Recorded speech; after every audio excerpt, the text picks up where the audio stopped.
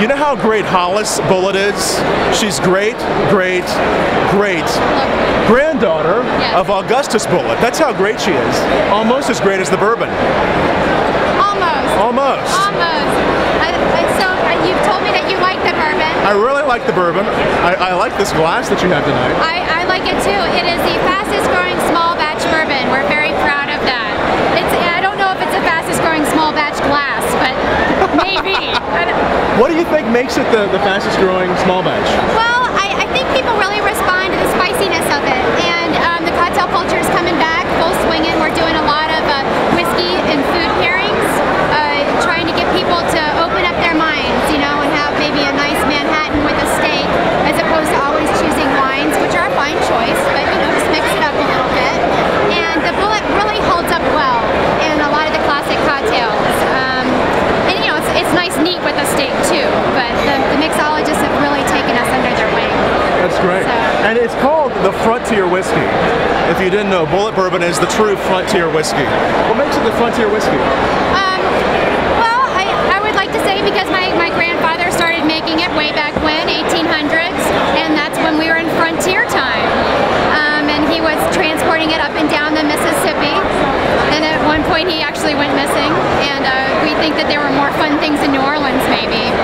And then the recipe got passed down from generation to generation, and my dad got permission from my grandfather on his deathbed to make it. So this is back in what year did it actually? 1987, Dad went into the barrels again. So. But the original year it was. Oh, like 1800s, 1840s. So a lot of the interviews we do are with guys, which I like talking to guys, but I also like talking to lovely ladies. The lovely, that's me. And you know, she has the whole orange thing happen, the whole bullet colors going. Women and bourbon, let's talk about it.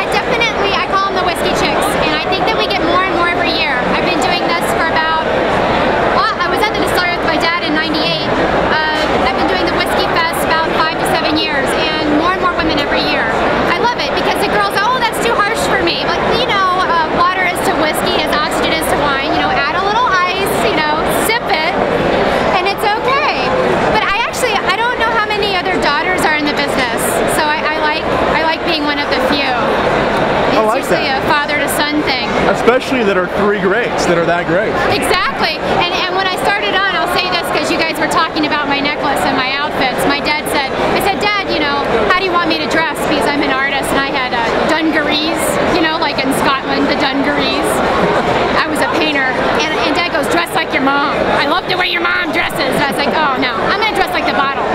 So I just dress like the bottle. It's all brown and orange and black. You look good. Thanks. I mean, I could work for Home Depot. Cool. Grab a bourbon and just toast with me. You don't have to just, here's to Bullitt, to bourbon, to Bullitt. We're bringing a culture, a people, and a passion together with one blog, bourbonblog.com. We only encourage responsible drinking by those who have legal age to drink in their countries or regions. So be safe, be legal, and never drink and drive.